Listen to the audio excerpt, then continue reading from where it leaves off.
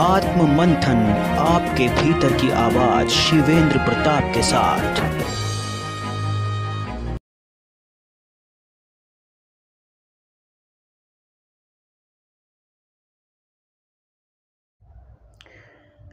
इस ब्रह्मांड की संपूर्ण ऊर्जा का स्रोत विचार ऊर्जा है।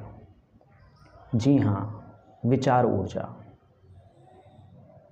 क्योंकि इस ब्रह्मांड का भी अपना एक मन है। मुझे पता है आप में से बहुत से लोग ये कहेंगे कि निर्जीव चीज़ का मन कैसे हो सकता है। आपको यही लगता होगा कि ब्रह्मांड में जितना भी पदार्थ है यह सब निर्जीव है। बेशक हम सभी ये मानते हैं कि ये सब निर्जीव है, लेकिन यह निर्जीव गतिशील कैसे है? इसके पीछे कारण क्या है? यह निर्जीव गति कर रहा है, यह निर्जीव निरंतर विस्तृत होता जा रहा है, बढ़ता जा रहा है, परंतु निर्जीव चीज़ तो इस तरह से गति नहीं करती। अगर करती भी है तो उसके पीछे कोई ना कोई सजीव होता है।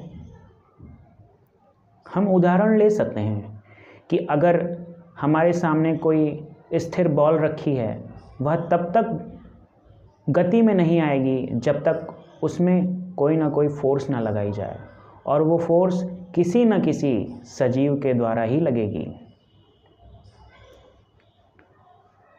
तो हम ये कह सकते हैं कि यह ब्रह्मांड एक चैतन्य अवस्था में है, इसीलिए गतिशील है, बढ़ रहा है, निरंतर इसका विकास हो रहा है।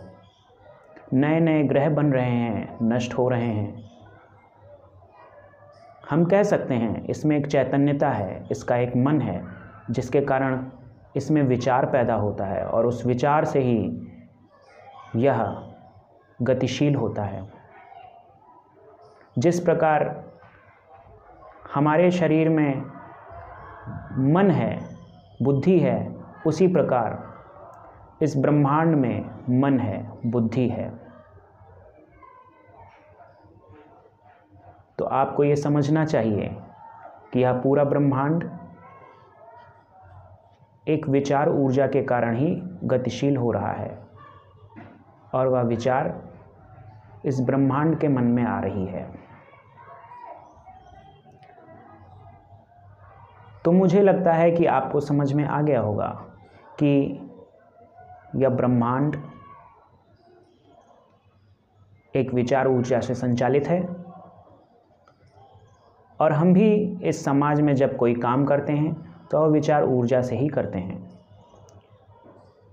इस समाज के जितने भी आविष्कार हम देखते हैं वह सब विचारों के बल पर ही हुए हैं।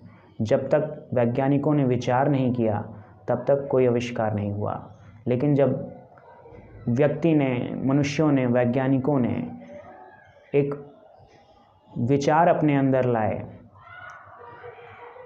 तब किसी न किसी आविष्कार का जन्म होता है। तो हम कह सकते हैं कि यह विचार ऊर्जा है। इस ब्रह्मांड की सभी ऊर्जाओं का कारण विचार ऊर्जा है। नमस्ते, धन्यवाद।